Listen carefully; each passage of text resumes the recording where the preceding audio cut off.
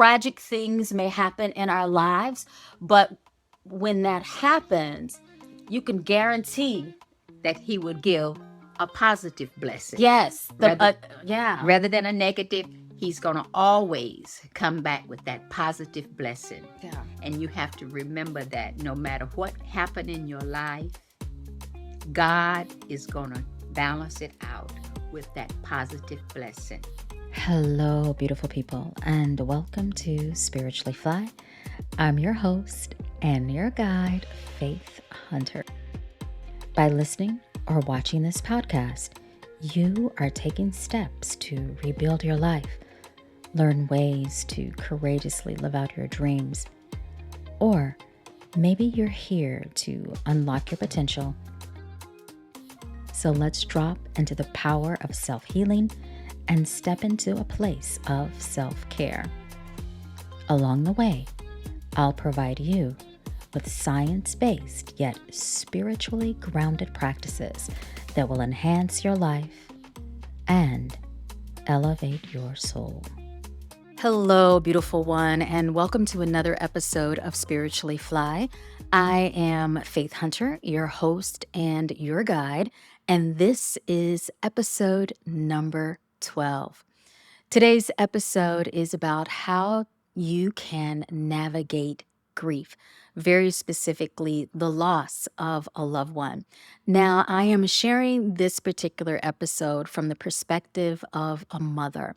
I'm not a mom in the very traditional way, but I have nephews, I have little cousins, I'm definitely an auntie, but I wanted to pull an interview from the archives. And I am pulling this interview from the archives, which is with my mom. So I interviewed my mom over, oh my gosh, like 6 years ago or so. And it was during the holidays. I was home visiting her in North Louisiana and Grambling. And we just sat down. I turned the camera on, and it was her first time actually being in front of the camera, being interviewed. And it was a beautiful conversation around the death of my brother. And we talked about ways that she spiritually navigated the death of my brother, what it felt like.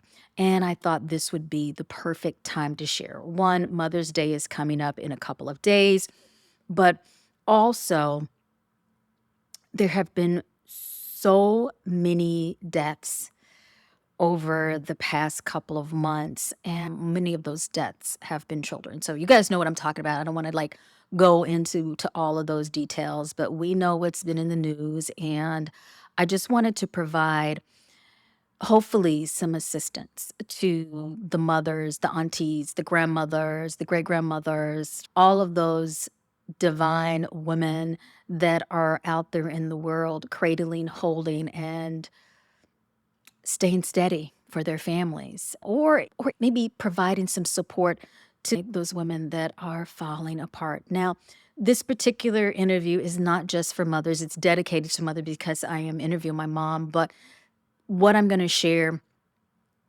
in the interview, what my mom is going to share in the interview, and definitely you have to stay till the end because I will come back and provide some tips on navigating grief. It can help anyone. I'm going to read something before we jump into the interview with my mom from my book, Spiritually Fly. This is in chapter 2, and I talk about the grief and the pain around the death of my brother.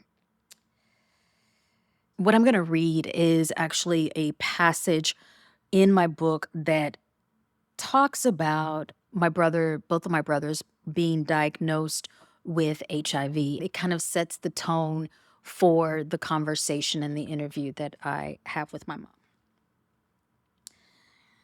The death sentence of the letter and blood test confirmations coated our family with fear based on the stigma of societal beliefs around the disease. If you know the history of HIV/AIDS in America, you are aware of how many families were driven from their homes and local communities. The methods of HIV transmission weren't clear during the early days, and many people thought that you could easily get infected by drinking from a glass, using the same eating utensils, or even from a sneeze or a cough. My parents were living in a state of constant distress, heightened emotions, and intense levels of control. Although I was young, I could feel the angst, and I quickly learned my role in the family. My job was to keep quiet and stay out of trouble. My brothers and I were told not to share their status, for it was strictly a family matter. I vaguely remember my mother talking to our pastor, a few school officials, and a few other family members. Other than that, no one knew. People in the community definitely suspected something, but just didn't say it to our faces. Everyone knew my brothers were hemophiliacs, and by the late 80s, the media reported that over 10,000 hemophiliacs in the US were infected with HIV. People knew, and we were just lying to ourselves. So I write about in my book about my brothers being infected with HIV. My younger brother is still alive to this day, but my older brother, Dr. Michael Andre Doss Hunter, is no longer with us. And here's my conversation with my mom. My mom and I've shared my personal story so much, and I know some of you guys have heard me talk about it in classes and workshops that I've taught. You've also probably read it on my website, or you may have seen me do another talk. I've did some other speeches where I shared my personal story, but this story isn't just mine. It's not just my way that I was introduced to the practice of yoga and how the practice of yoga and meditation assist me in being a better person and being that person that's going to show up fully and completely. But this story actually is a story of my whole family. And so I wanted to bring my mother on, since I am in Louisiana, and have her share not just, and I'll go back in a little background for those of you that may not know, but I want her to share what are some of those things that have helped her over the past almost 20 some years since Michael died. I think it's, yeah. So for those of you that may not know, if this is a new story to you, my older brother as well as my younger brother were diagnosed with HIV in the 80s, right around the outbreak of AIDS. Unfortunately, my older brother, Michael, who was actually a physician, which my mom is definitely, as a mother, very, very, very, very, very proud that he was a gynecologist, OBGYN, and graduated from Xavier University and graduated from UCLA, correct, Mom? Right. In UCLA. And he practiced for a while. However, in the process of him going through residency, is that it? When he was going through his residency, unfortunately, all of the complications and things related to AIDS took his body. And however, what is really, really powerful and what is my personal driving force around every single thing, and like, guys, I'm serious, every single thing that I do when I wake up in the morning, I'm inspired, I'm moved, and I am motivated. I get off my butt because I know that that's exactly what my brother would do. And I am inspired by his spirit. So therefore, his spirit continues to live in my heart. So what I want to have my mom do, and I'm going to ask her a couple of questions and I'll kind of interject, is I want her to first share what she does when she wakes up in the morning. Like, what do you do? The first thing I do, I sit around on the side of my bed and I have to say a prayer. I ask God just to thank Him for allowing me to wake up this day.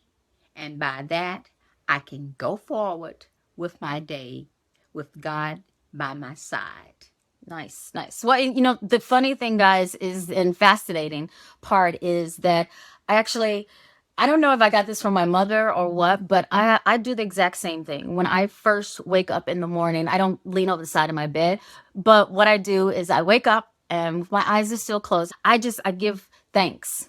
And I give thanks to God. I give thanks to the divine. I give thanks to being alive. I give thanks for all of the amazing blessings that have showed up in my life, and that I'm awake and I'm alive.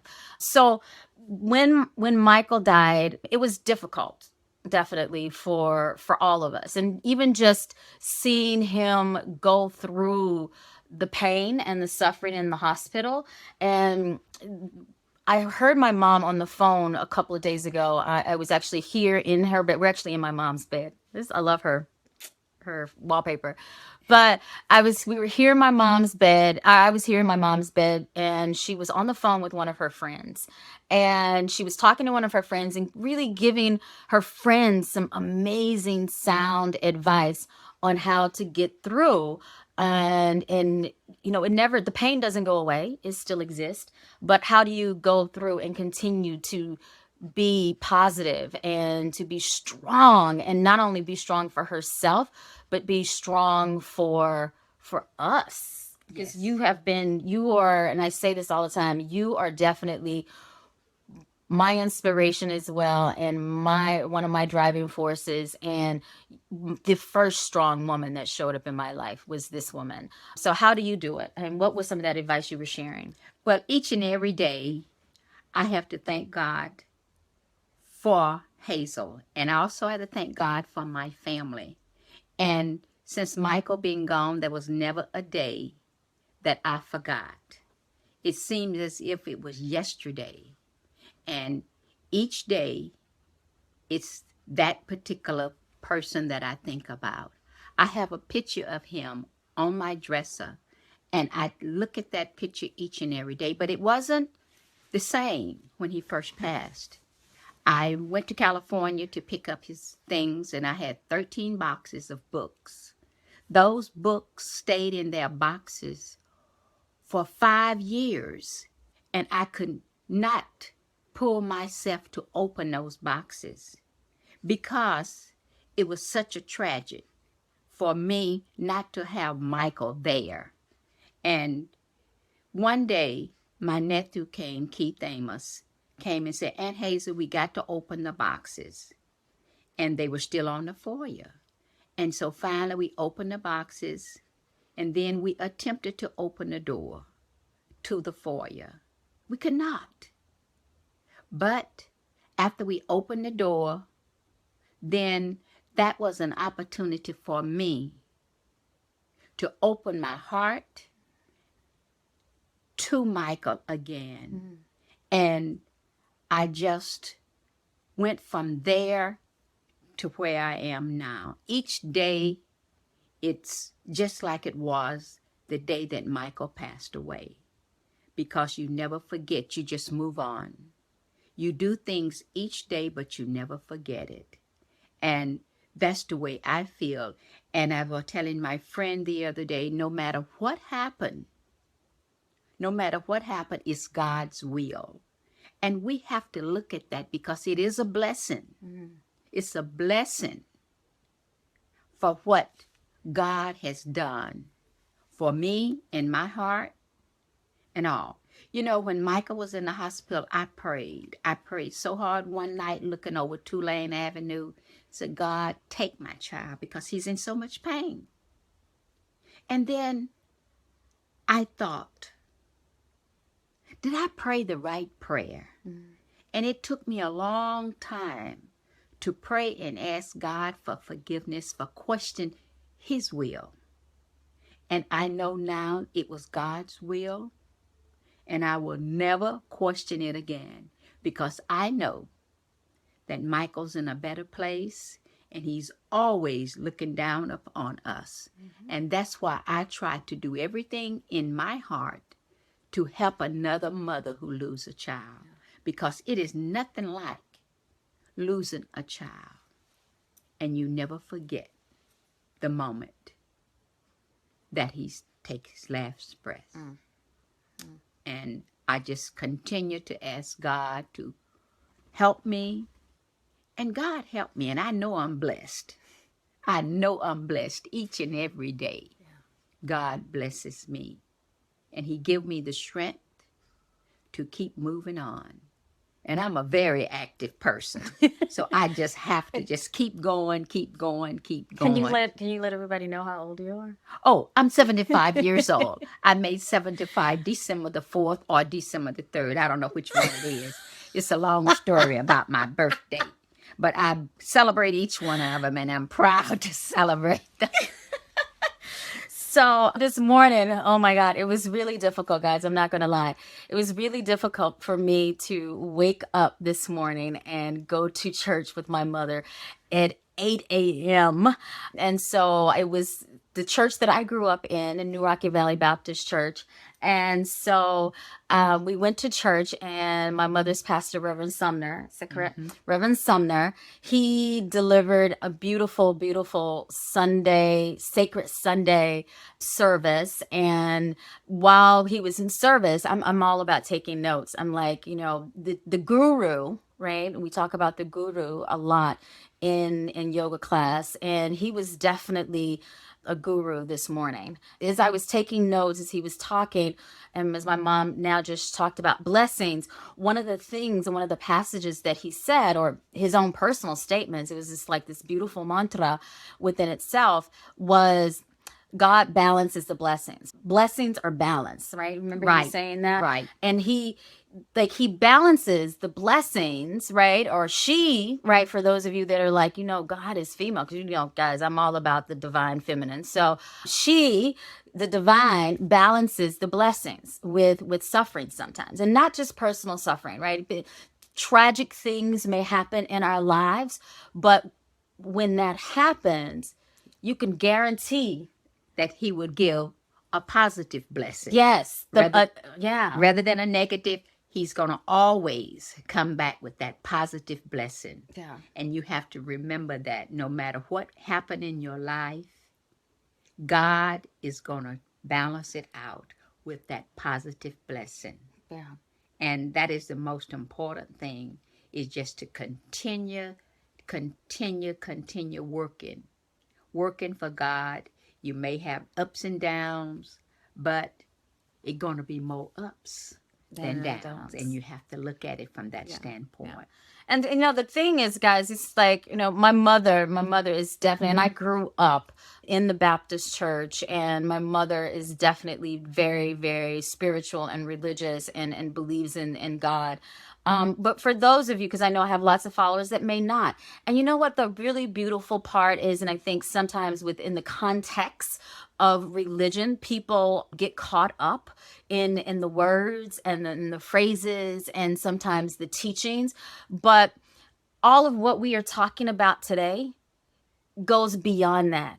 It's universal. Because at the end of the day, what God is, what Allah is, what Jesus is, what the Buddha is, within all of those teachings and all of the other ones, right? What that is love. At the end of the day, love for yourself, as my mother was saying, love that happens she had to first wake up and be thankful for herself, be thankful for everything else, right? Love transcends race, creed, religion. Love transcends and gets us through the pain and the suffering. So it doesn't matter if you are really attached to one particular religion, or you never ever stepped foot in a church or a synagogue. It's like none of that even matters. The blessings, the miracles, the magic, the love happens to us every single day, but we have to be open. And trust me, guys, this is not a sermon today. This is still my sacred Sunday, because I'm gonna bring it right back. But another thing that Reverend Sumner said this morning was, as beings, as humans here on this earth, we get lost in sin. And when he said that, the thing that came to my mind was, when I think about myself going into a state of meditation. And I remember talking to my mom about meditation, and what she does, what she calls her meditation is your prayer. Yes. Your prayer, right? My meditation, I'm not praying, but I am allowing myself to be connected and tapped in and plugged into the divine within and the divine outside, right? And when he said that, it reminded me of, whoa, us as human beings are lost in sin, meaning for me that my sin is my own pain and suffering that may be personally inflicted, right? Or I'm attaching myself to something. Sorry, that's our alarm on our door. Maybe attached to something negative that someone else had said, or I'm holding on to a grudge, right? If someone has done something wrong to me, I'm holding on to that. Also, when he said that, I also immediately thought about my brother and how angry I was for many, many years, not just at the doctors, but the whole system. I was also angry at God. Like I've Oh, mentioned yeah. this. You were too. Yeah, I Yeah. even talked about that in one of my Sunday school classes. I told Reverend Sumler how angry I was when my son passed away. I was angry at God, and I had to do a lot of praying to get over it. And it took a long time for me to pray and to continue praying. God, forgive me for being so angry at him. Yeah. And it was the same way when I lost my baby sister. I had to pray so hard to get over that. And but now I look back and I said, whatever happened, it's God's will. And I truly believe in that. And when we get together as a group, the deaconesses get together, we pray. And we know how powerful prayer is. And it can be so powerful no matter what. It's God's will. Yeah. And our prayer is for each and every one to understand God's will. So what I also want to just kind of like bring it back and soon to wrap this up, because my mom needs to take a nap. We just had dinner, so it's time to take a nap. Is that, regardless of where you are in the world, regardless of who you are, regardless of your religious beliefs or non-religious beliefs, regardless of your spiritual beliefs or zero spiritual beliefs, like none of that really matters. It's that at the end of the day, we can't hold on. We have to let go. Kind of wrapping back to what Reverend Sumner said, is we get lost in our sin, we get lost in our minds, right? We get lost in the pain, we get lost in the fear, we get lost in the anger. We allow ourselves to hold on through the internal suffering. And as my mother shared a few minutes ago, when she finally unpacked those boxes, that was the moment of freedom for her, and she was able to love again, right? So circling back, how powerful love is.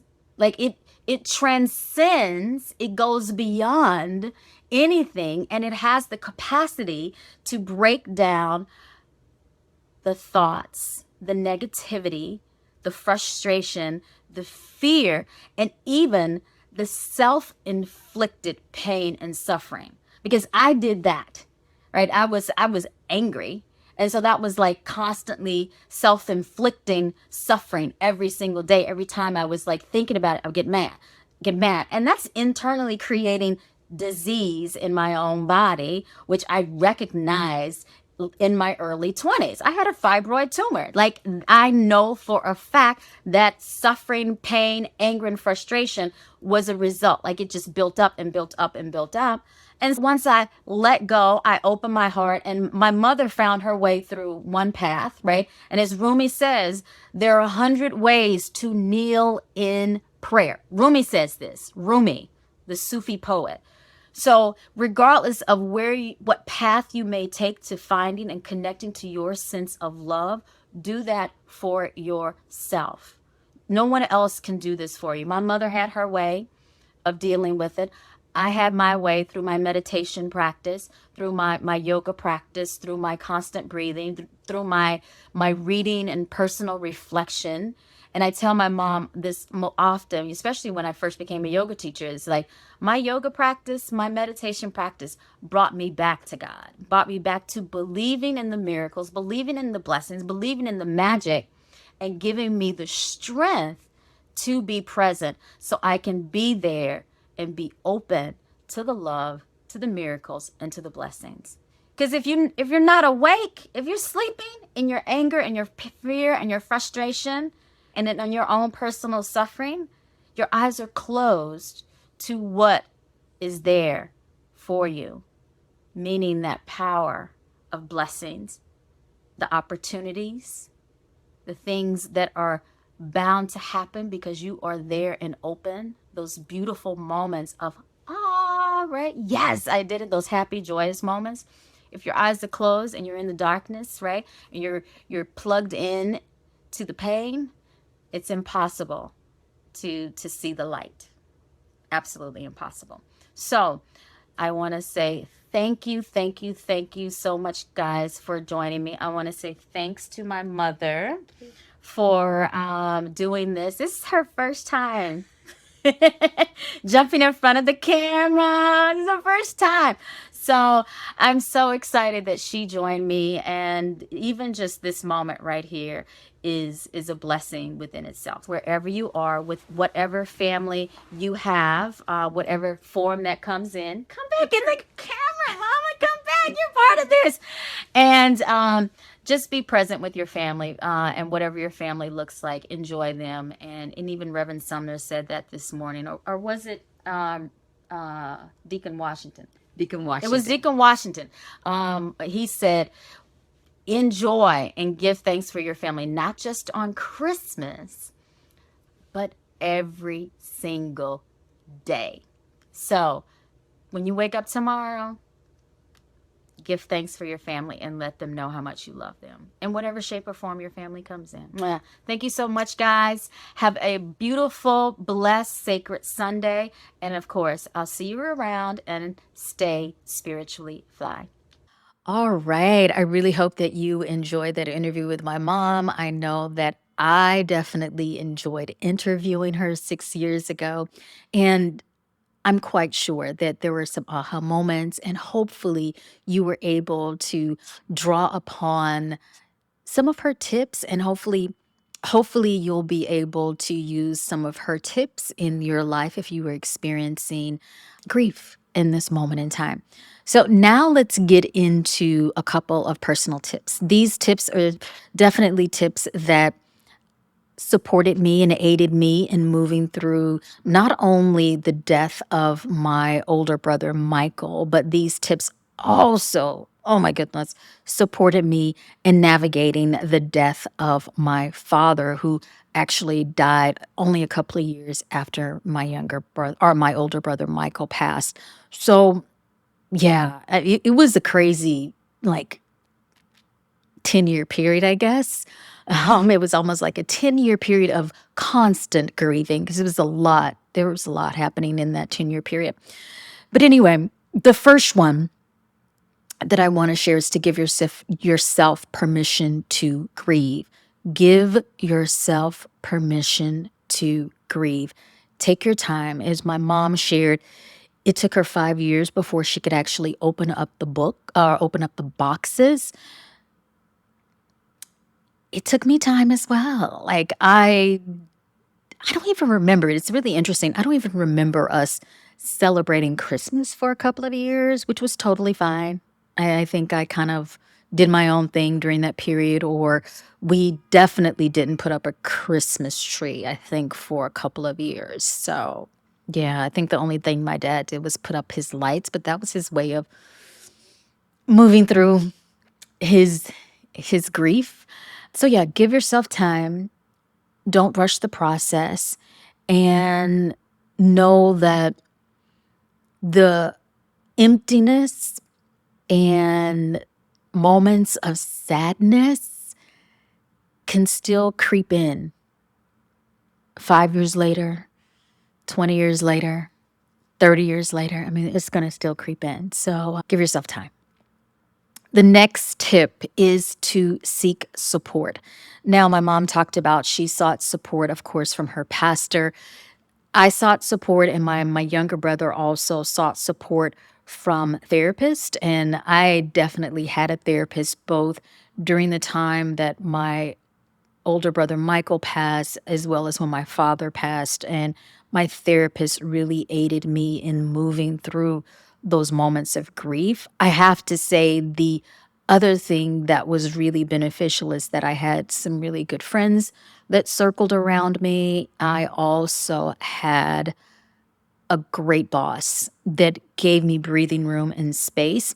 And when my brother was moving through his moments of transitioning, right, because he was in the hospital for a really long time, I was in grad school. And so I informed my professors of what was happening. And then when my brother passed, I actually took a semester off from school because it was a lot for me to navigate and deal with. So get support as you take your time and move through the grieving process.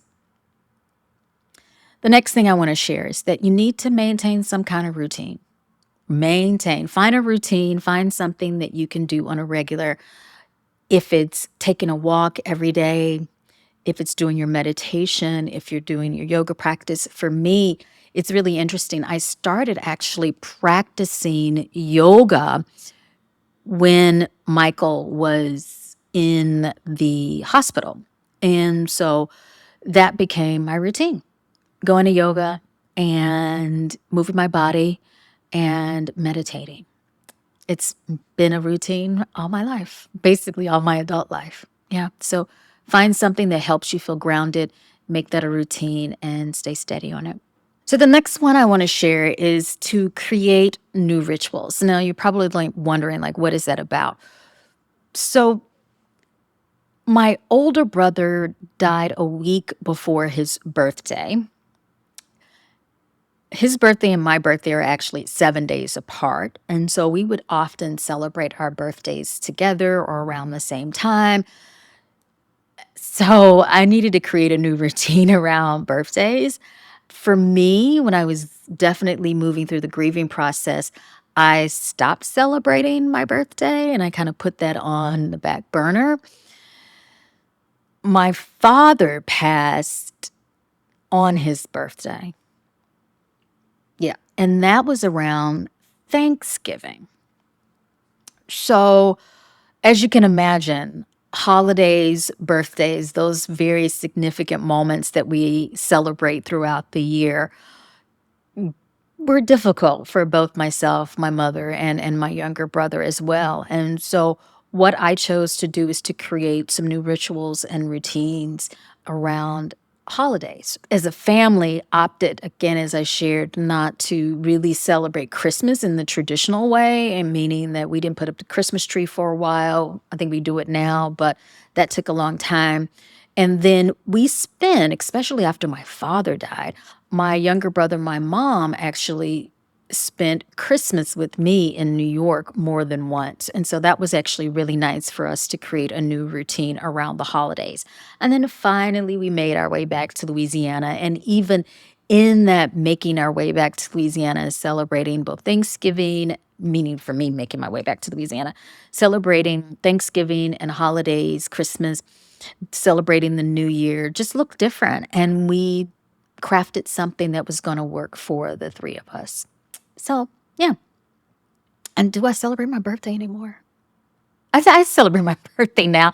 I just don't make a big deal about it, but I do surround myself with dear friends. Yeah, I've definitely done that over the past couple of years. So the next thought around navigating your grief is to stay positive. Now, I'm not saying that you're going to suppress. I definitely don't want you suppressing all of your feelings. When I say stay positive, it's kind of like that thing that my mom shared in the interview is that, she would wake up in the morning and just express gratitude. And that was her way of starting the day, but staying grounded throughout the day. And definitely expressing gratitude is a way to exude a sense of positivity, at least to start your day.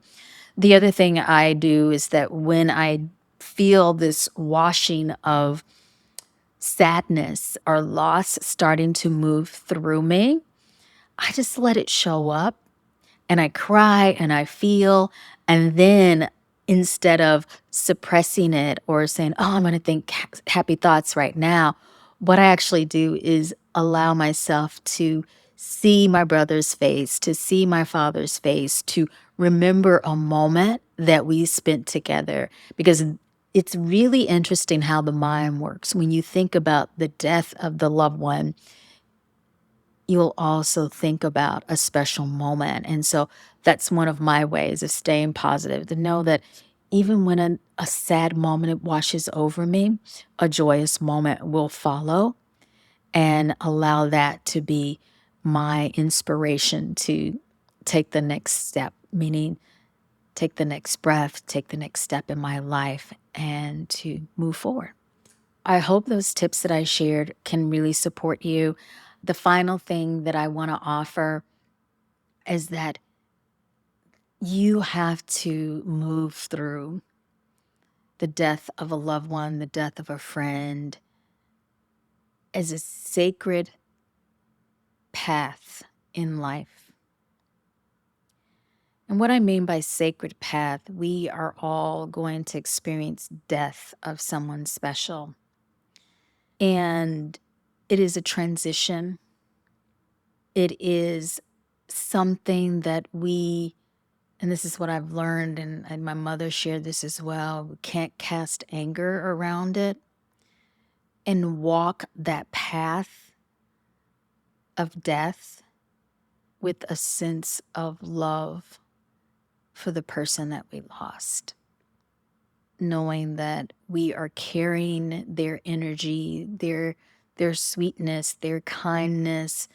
You're carrying that relationship that you cultivated over the years with them in your heart. So know that you're not alone in this process, and seek out the support of someone else.